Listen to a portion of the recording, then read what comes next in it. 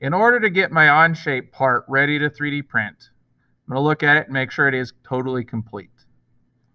Then the first step of actually getting it to 3D print is exporting it so I can send it in. To do that, I come down to the bottom where I have my little tabs here, and I click on the one that says Part Studio with the right mouse button. So I right-click on this to get the menu, and my bottom option is Export. This is what I need. Now there's a lot of different options here, and I'm going to go one by one to fill out exactly what you need to do. Okay? The first one, file name. Please change the file name to your last name. Okay? That should be your last name so that everybody has a unique file. When you come in, the format is going to be a parasolid, okay, which is the top option. I need you to change it to an STL, which is the bottom option. This is the file format that our 3D printer software works on. So you need to change it to STL.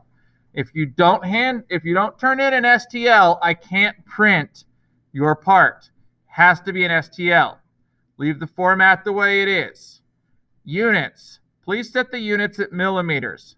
Our 3D printers operate in millimeters. This is going to make things much better. Okay?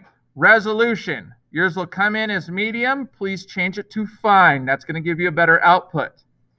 Now, whatever you do, make sure that this checkbox at the bottom is not checked. Okay? Not checked. Otherwise, you will have more of a problem. So again, from the top, file name's your last name. Format is STL. Leave the STL format as binary. Units are millimeters. Resolution is fine. No checkbox. I hit OK. When I do that, it's going to want to put it in my downloads folder, which is fine. I'm going to hit save. It's going to do its thing and download it. The next place I'm going to go is my 3D printing unit folder. At the very bottom, there will be a link that says upload your STL file here. When you click on it, it will open a Google form in a new tab. You will mark your class period. You will mark your cohort. You will give me your first name and last name so that I know who turned it in. And then the last thing you will do is right down here at the bottom, it says upload the STL file here. So it says add file. Now the way I'm showing you how it works on a Windows computer. If you do it on a Chromebook, the download part may have made you put it into your Google Drive, which you have access to here. Okay? Most of us that are doing it on a Windows computer or a Mac are going to use the upload feature. Okay? So I'm going to click select files from your device. I'm going to go into my downloads folder, which is I know where that put it, and I find lastname.stl right there. I'm going to hit open.